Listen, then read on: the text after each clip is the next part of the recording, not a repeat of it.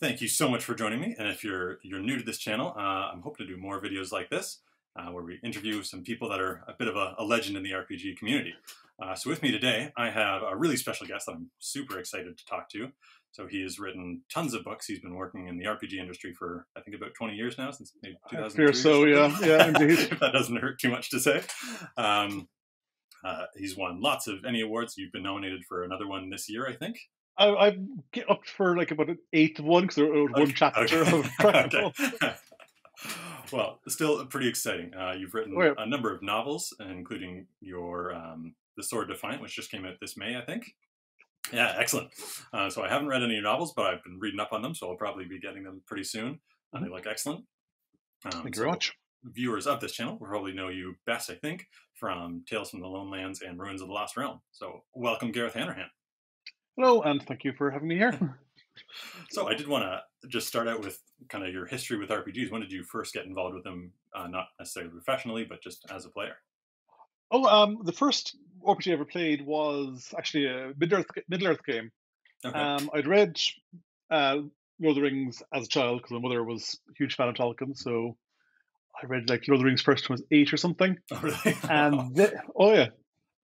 It was before the internet, like you, everything else to do. Yeah. And then when I was 11 or so, there was this Tolkien week in the local library. Yeah. And I went in, and there was all these people sitting on this big table with little miniatures and the map of the Prancing Pony. And I went, "What's this?" And they went, "Oh, it's a role-playing game. Do you want to play?" And they handed me a character, and the opening lines were, "You are an elf who has passed through Moria." Okay. So I went, "This is clearly the best thing ever. I'll dedicate my entire life to this." So I played that. Then I had no idea though what I'd played, because again, this is pre-internet. So I'd seen like there was a box and there were some papers, but I couldn't go away and like Google Middle-earth role-playing. Yeah. So I spent literally a year trying to figure out what game I had played. Found this insanely complicated licensed board game. Thought it was the same thing. And then finally found actual like red box D&D and started playing then. And then got to college, was playing games there, writing convention scenarios. Convention scenarios turned to freelancing. Freelancing accidentally turned into a career. Okay. And then 20 years flew by. That's awesome. And how do you, I was wondering, like, how do you get into this industry? You said freelancing. So how do you approach people, or do people approach you, or how does that work? It varies. I mean, any advice I can give at this point is, again, 20 years out of date. But how it worked for me was I'd written up a bunch of convention scenarios, which were very, very, very because of how the Irish convention scene worked at the time, they were really detailed. They had pre-generated player characters. You could hand them to a GM and say, "Run this for 3 hours," which made them great demo scenarios. So a couple of companies went, "Oh, you've written these demo scenarios." I went to companies and said, "Look, here, I've written these demo scenarios for your game. Here you go, just in case they're useful." They went, "Oh, awesome. Do you want to do some writing for us?" And I went, "Yes." So I wrote a few things, and then my real job dissolved into the tech crash. Okay. And I tried freelancing full time, and it worked. Awesome. And then, so when you started playing, I guess, how soon was it after playing that you started running games, or were you a player for a long time, or how'd that work? Oh, but I was like to the patient zero for my group. Okay. So none of them had heard of role-playing games. I have to like go around and go, "Right, you people, I'll declare you my friends. Sit down to make up elves now." Yeah. So yeah, I was a perennial GM for about 5 years, and then so other people in the group stepped up and were running like vampire and werewolf and things. Okay. Awesome. Yeah, and then so you started. When was your first Lord of the Rings type RPG that you started working on? Is that the Adventures? If I'm being very, very technical, the first Tolkien thing I ever wrote, I was very involved with the local games convention, WarpCon, and someone was supposed to write a MERP scenario for that, and they dropped out at the last minute. So overnight, I wrote a Tolkien one-shot, which was a parody, actually. Basically, the premise is the player characters were filming the movies of Lord of the Rings and hijacked the wardrobe from the Wardrobe to go to Middle Earth and film various scenes. And the gimmick was you'd make sure the various iconic scenes happen correctly. So you had, for example, one you had to prompt Gandalf or with Melon. Right. So basically, it was, how could the characters get the idea of Melon into Okay. Gandalf's head without being seen? That's terrific. Again, I wrote it literally overnight. I was severely sleep deprived. It was very, very strange. In terms of proper Tolkien stuff, the first thing I did was when Cubicle 7 had the One Ring license. I was working a lot for them at that point and went, I know Tolkien rather well. I will, murder people to write for this. Let me in. And I wasn't involved with the core book there, but I did Adventure Tales from Wonderland, which was the first expansion for it. And after that, I was working very closely with Francesco on many, many things. Yes, was that the first thing you worked on with Francesco with? Okay. Yeah, I did Tales, and then in pretty quick succession, initially started as Dark Name Mirkwood, and then got split into Dark Name Mirkwood and Heart of the Wild. Okay. And what's it like working with Francesco? I know he's obviously a pretty huge Tolkien fan as well. I played the War of the Ring board game that he also made, and then the One Ring, so he seems to know his stuff. He does know his stuff, very much so. What normally happens is I would go, we'd agree on an outline. I'd go away and write lots of stuff, send it to him, and then he would take his time and make no big predictions about, or decisions about what needs to be changed. So there isn't that much back and forth per se, but he's very much like the voice of God, and he'd also always change my monster stats. That's the one that I know will never ever survive unchanged. He's a fantastic grasp of game balance. That's awesome. Yeah, that is something I'm hoping to talk to him about at some point. It's just how do you balance a game, especially War of the Ring or this? Like how do you convert the themes that you want to get into a mechanical system? Must be quite the job. And I did want to wonder, with the writing the adventures, what are the themes, or what do you think is what separates Lord of the Rings role playing story from Dungeons and Dragons, or kind of more generic fantasy? Absolute terror on the part of the writer. Okay. No, because I feel with a D&D adventure, there's an awful lot of wiggle room in terms of tone, in terms of concepts. D&D is very much anything goes. It's wahoo. It's fun. You can run a serious D&D adventure. You can run a uber grim dark, you can run dungeon crawl, you can run politics. Anything will work. D&D is flexible. With anything Tolkien based, you're striving to get the feel of Tolkien without completely rehashing everything. Yes. So it is really the example I always return to, because it's just so accurate, is Gimli describing the glittering caves to Legolas, where they tend these flowering groves of stone, top to top. No. Everything you just feel so privileged and so careful when doing it. You're trying to maintain that particular Tolkien flavor while also giving something new. So I mean, in terms of content, that they're not especially innovative or challenging. The ones in Tales of the Lowlands, for example, there's you're running after some bad guys. There's pretty much dungeon crawl. There's not kind of murder mystery, but it's a defend the camp type one. They're all structurally very traditional. It's just getting that tone right. Yes. And what I always do, though, if I'm going to add anything, I'll always find some line of Tolkien, it's just one word, to hang it off. Yes. So I know that I've anchored it back to the original texts. Yeah, that is what I really enjoyed about the One Ring. When I first saw Lord of the Rings role playing game, I think it was The Adventures of Middle Earth, and I didn't even get it off the shelf. I'm ashamed to say. I just saw it and I was like, it's probably just kind of a cash grab, just going to be a generic fantasy with some familiar names thrown in. But then when I saw that Francesco was attached to the One Ring, this was a couple of years after that. It's like, oh, I'll check that out. And then every page has quotes from the books, and you're like, oh no, these people get it. They're working hard. Oh no, I mean, you have to take it serious. I think. I mean, these days, how do I phrase this? If you wanted to make a sort of cash grab thing, there are easier properties or easier ways to go about it. Yeah, right. I don't. Um, yeah, yeah. You're not going into this to make money or to do things hastily. Hmm. Tolkien deserves that level of craftsmanship and respect. Yeah.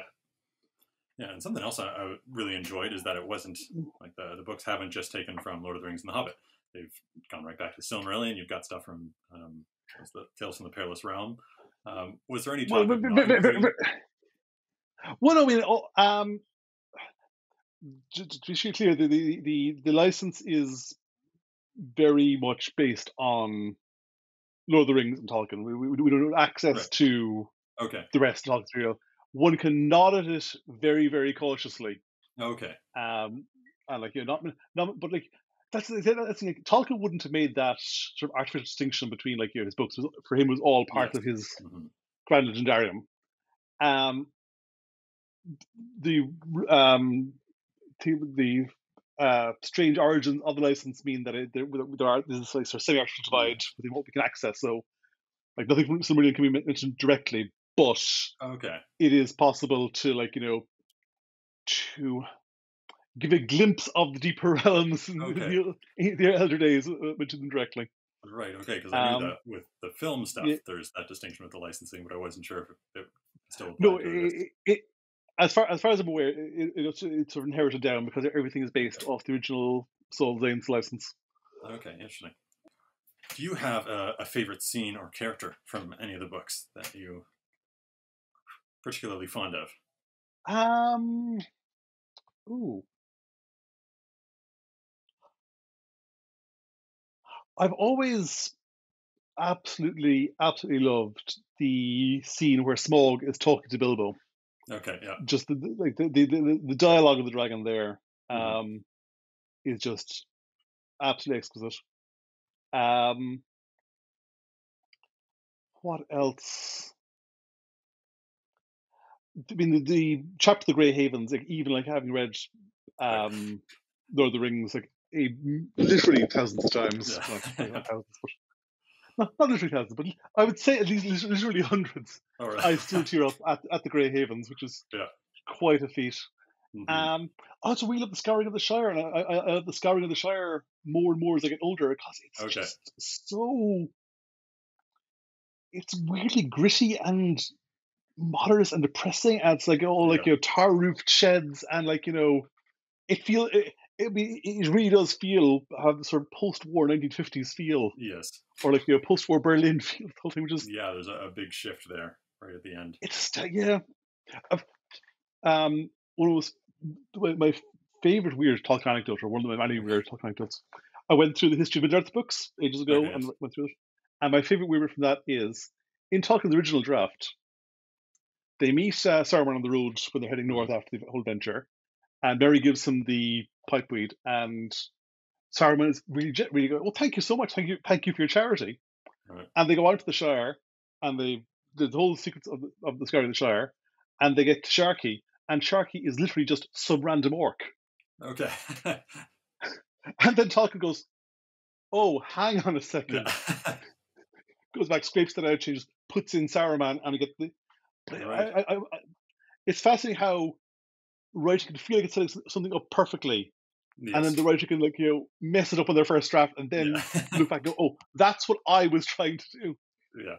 I mean, it's the history of books are fantastic resource for a writer. Just you can see how often Tolkien takes what is that eventually the wrong path, and then Hmm. fixes it afterwards. Yeah. Yeah. It is very easy to feel like he just nailed it in one go, but it obviously Mhm. wasn't No, that. absolutely not. And so, Um, when you're looking to write adventures as well, do you mhm. have to like go through the books again to find those little sentences, or do you have a good enough stored memory that you're like, oh no, there's a phrase in this chapter at least that I can pull from? I'll I'll reread for little descriptive bits that I've forgotten, or just to get the vibe of the thing again. 'Cause, I mean, most adventures I write will be like based, not a bit- they'll be based on the feel of a particular chapter. Like, okay, this is going to be a shortcut to mushrooms-esque adventure, or like I've read at this point the Maria chapters again. Right. What was my last hyperbole? Tens of thousands of times. Yeah. Trying to get that particular bit, that feel right.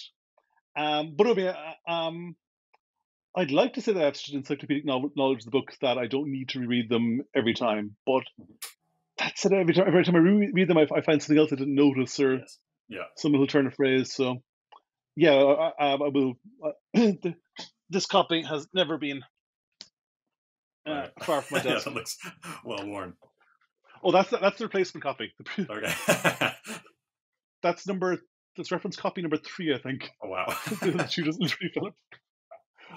Are yours fully marked up, or do you not touch the pages? No, I mean, I don't mark it up, but it's just like Yeah. well turned. I have no problem with bookmarks and Yeah. dog-earing pages and stuff. Okay. But I don't write on my books, purely because I wrote on my first D&D rule book, Okay. and I wish I hadn't, because all Right. the rules changes I put in are wrong. So Okay. How have, I don't know if you've noticed, is there a change in RPGs since you started either playing or working in the industry? oh god, like 4 or 5 major changes. Right. The most recent one is the rise of streaming, which I'm totally behind on. Yeah. I can remember friends of mine went to the first, maybe it was the first PAX Tabletop Con, and they were like, they were old school game designers, and they were going, this is just weird, because there was these huge crowds, all awestruck at, like, I think it was like the Critical Role people or something, Oh yeah. and they were going, oh wow, this has just been this, like, this is weird. Like, people, like, because previously the whole point of roleplay was it was an art form without an audience. Obviously, like, Yes. audience and players were the same thing, and suddenly that has changed. And suddenly games can be reasonably broadcast. And now Critical Role just sold out some arena in London with, like, 12,000 people going to see a role playing game, and that is just Yeah. absolutely mind blowing. And that has also led to this huge expansion of the accessibility of gaming and the gaming population. Like, D&D is on a huge upswing, and where D&D goes, hopefully everyone else goes a few years later.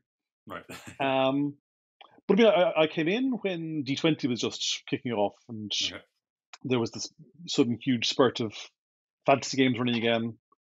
And I was like, they're on the fringes of the whole indie explosion of the, like, years after D20. So yeah, I mean, the industry is always shifting and changing. But the thing about role playing games is that because they're not technology based, because, like, it's all just pen and paper, for the most part. It's interesting, like, that it's not like sort of one generation pushes out the previous ones. It's very much like you can, like, play whatever version of the game you want. I came across this group in Cork, where I'm living, where like they bought a copy of D&D back in, like, the 80s, and have no idea of anything else that's happened since then. Okay. But like generations, one family been playing off this one rule book. Right. It's like these, like, like Japanese soldiers stranded on an island after World War II, unaware the outside world moved on. Yeah. Fascinating little subcultures popping up. Yeah. I'm sure people playing like MERP and so forth still, Right. Yeah. they go utterly unchanged since, like, 1984 or something. Yeah, there's no software updates or anything like that pushes Exactly, out yeah. what you're able to do. You can, as long as you can read, you can play the oldest versions. Yeah, I guess my questions are a little bit jumping around, but what is something you enjoy about exploring the less explored areas of Eriador in this new second edition? Oh,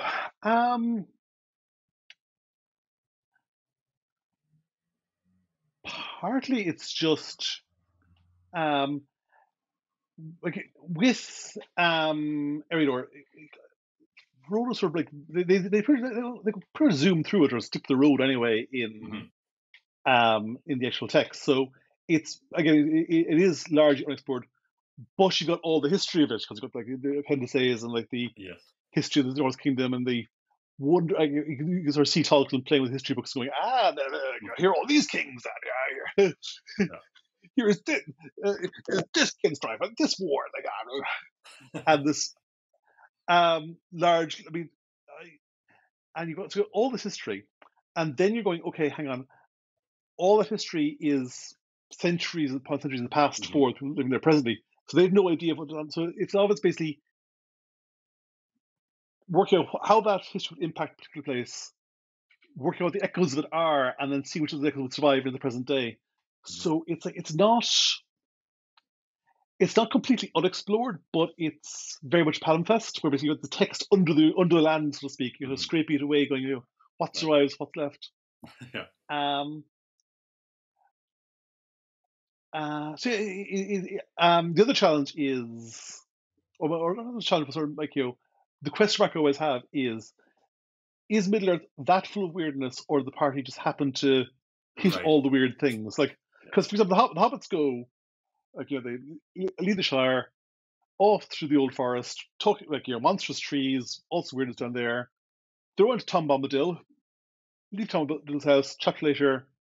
They're ready from Barrow-wights. Hmm. And the question is like, did this happen to take the most route full of Right. monsters possible out of Yeah. the The Shire? worst path they could have taken. Or if you head north and south and east and west, is there equally strange stuff lurking in the Hmm. hills there? Right. And Tolkien obviously can't answer that because like, he was writing a novel, not a source book. Hmm. And Yeah. you don't want to go too far into the weirdness because like otherwise you lose plausibility. But Hmm. it's nice to sort of create these little pockets of strangeness Yes. that gel with the Tolkien vibe, but will also surprise the players. Yeah. So yeah, basically it's maintaining consistency while also being surprising is the nice thing, or a nice challenge. I think you've already kind of answered it, which is how much free reign do you have on adventures, or do you have to check in with the team? But it sounds like you mostly have free reign. No, I mean, yeah, I mean, I would I will start off by writing basically a very rough outline of Hmm. um, what I'm thinking. And then as I'm writing the adventure, if I deviate from that outline, typically I'll go, hang on, guys, this isn't working. Okay. Hmm. I've changed this around. But at this point, there's enough trust on all sides that they know I'm not going to add in like and then randomly a dragon attacked the Shire. Yeah. Hmm. Awesome. Um, or like you travel north and meet a civilization of lost elves. Strange court of Ardor with ice and like nasal repair Hmm. spells. Yeah. Well, let's get on to the Tales from the Lone Land. So, if anybody hasn't read that book, I'll put a little time code in the description so that you don't get spoiled too much about it. Um, but I really liked it when Ruins of the Lost Realm came out. I was thinking maybe that was kind of the format that would go with like a bunch of very small adventures. But I was like, oh, I would love to see what you guys could do with a full campaign, and that's kind of what Tales from the Lone Land is. So, what goes into Yeah, creating a full narrative like that? well, I mean, it's the initial brief was just to do a bunch of adventures. Hmm. So first was basically come up with adventures that could be used individually, and then stringing them along. Um, and the other brief was that we wanted to push the idea of landmarks. So basically, every adventure actually based around a particular location that could be pulled out and used separately. Hmm. So like modularity was sort of the keyword that was being bandied around. Um, and after that, it was very much a question of sort of six adventure that can be strong enough to stand on their own. Hmm. I think I vaguely started with the various cultures as the sort of like the anchor point. So like there was like Okay. the Hobbit adventure, the Dwarf adventure, the Elf Right. adventure, All right. the Ranger adventure, the Bree adventure. Yeah. I mean that didn't really hold up in the finished product. That was from the starting point. Hmm. That like who eventually starts around Bree and would be especially applicable to folk from Bree, Yes. and that became what King's Little Kingdoms it's called. Hmm. Um, and the other thing I wanted to do was basically make use of some of the new stuff I added in Ruins of the Lost Realm, like Londare and places. Hmm. Um, and yeah, I mean, after that, it was just a question of getting out the map, plotting like a relatively plausible course for the characters to wander out on their Right. adventures, Hmm. while still leaving space for lore masters to add in their own stuff and Yeah. change things around. That's awesome. Um, and the other tricky thing, of course, is having a big enough threat that the adventures all feel meaningful and genuinely impactful, but also being super aware that we're getting closer and closer to the canonical events, and we can't have anything that explicitly will impact on the state of play when the books begin. Yeah, so that was going to be my next question. Was I know I've had some comments on my channel, and I felt that too. Like, how do you make a big bad for your campaign that doesn't interfere? And I think you did a great job. Like, it really worked terrifically for me. I absolutely loved the book. Well, it's easier for a home lore. Okay, the word home lore master is really hard to say. Apparently, it's easier for the lore master at home to do it because, if you're writing for just your own group, you can do horrible things to canon if you want. If you want to have the characters kill Bilbo, steal the ring, and off you go. Yeah. But for when you write publication, you want it to. You have to put things back where you found them and make sure that everything can plausibly lead in to canonical events. So with Darkly Mirkwood for the first edition, that was easy enough because Mirkwood never really gets mentioned very much in Lord of the Rings, other than it's all there. The Fate of the Woodmen was left completely blank. Fate of Radagast too, so we had a lot of free reign there for basically having this big climactic battle Dol Guldur, and the outcome of that would not really matter to canon or impact canon directly. So it was awesome. For Eriador stuff, because we need Eriador intact and peaceful and quiet and unaware of the Shire largely unaware of darkness, for the next 40-ish years until the books actually start. The trick there was coming up with a external threat that could be looming and darky and terrifying and evil, but also wasn't a physical threat. So basically, it was very much the looming shadow, and you could sort of feel like whatever way the adventure's finished, either you've driven back this horrible evil, or that horrible evil has arisen, and that is why things are especially dark when the book starts. It's actually the same shtick that Chaosium used at the end of the Cthulhu campaign, Masters in Lathatep. Where basically that ends with you either stop being the cultists launching this rocket that'll bring the stars right and bring about the doom, and if you stop it, you save the world. If you don't stop it, then everything that goes bad in the next couple of years, and it's set in the 1930s. So some bad stuff happened there. Yeah, exactly. That was all because you failed. Right. So you get not the best of both worlds, but you can sort of read it either way. Yeah, that's terrific.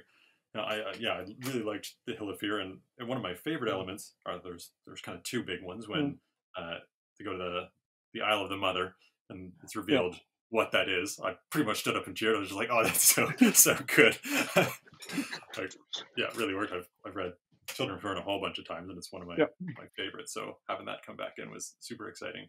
But then the scene right before kind of the climax of the awkward encounter in Aya's cottage. I think that was with Snap, and this coming together of people that shouldn't be together, but they've just kind of, what do we do? Because it's rare in talking stuff you get to actually sort of talk to the villains and actually have a conversation with them. And the Hill of Fear. I mean, one of if we go back to favorite bits of Lord of the Rings, the Watchers at where is it? No, it's Curathungal, is it? Yeah, there's some there. I think there's some. The tower just beyond them, whatever it's called. Yeah. Where you've got the vulture-headed Watchers, and they're just they do nothing. The statues staring, and there's this presence. And I remember reading that as a child, and it was the first time I'd sort of encountered the idea that it wasn't scary because it was a monster with claws. It was just this terrible presence. Yeah. And I love that, the idea of malignant places and malignant architecture, and it is just pure fear and malice, and it's not going to get up and hit you. It's just going to haunt you and mess you up in ways you cannot articulate. Yeah, and I think mechanically, I haven't played through Tales of the Lone Lands yet, but it reading through that last section, I was just like, oh yeah, you really might not get through here. You didn't, wasn't just a setup of saying it was scary, but then it's not really in the end. It was like, oh no, you're gonna have a hard time.